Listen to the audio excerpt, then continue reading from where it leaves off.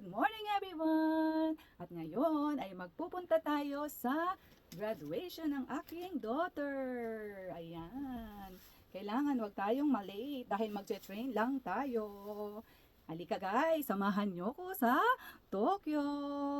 Come on! Station. We're here sa subway. Train station. Malapit sa bahay namin. Ayan, subway.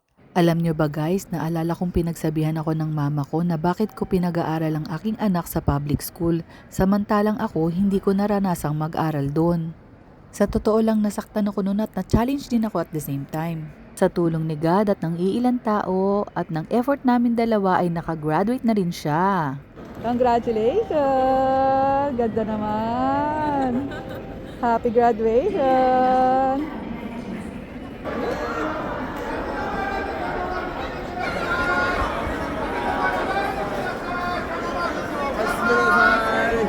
Prince Hotel.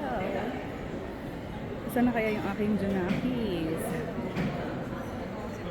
Ang ganda. Ang ganda dito. Yay! Sa sobrang laki, naliligaw ako. Nakakahiya. Naliligaw ang lola nyo. Ayan, ang ganda ng Prince.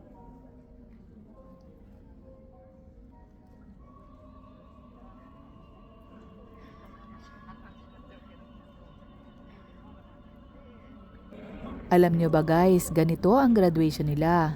May monitor sa room ng mga parents at ang room ng mga estudyante ay bukod. Doon may stage at nandun din ang mga teachers. Alam nyo ba, nalilimang tao lang ang pumanik ng stage at sila yung parang representative na nagre-represent ng kanilang course. At siya yung representative ng International Liberal Arts. Yun ang kurso ng aking anak.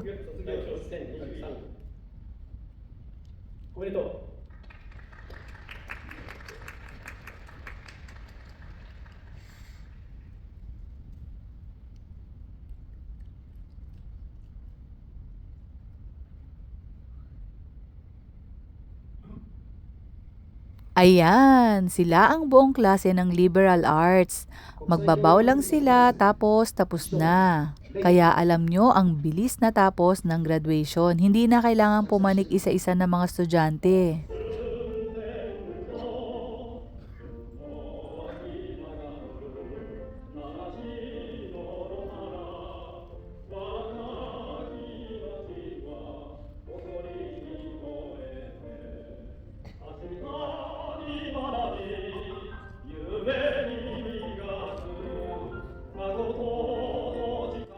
Thank you for watching guys. Arigatou gozaimasu. God bless. I hope you enjoy my vlog at marami pa tayong matututunan.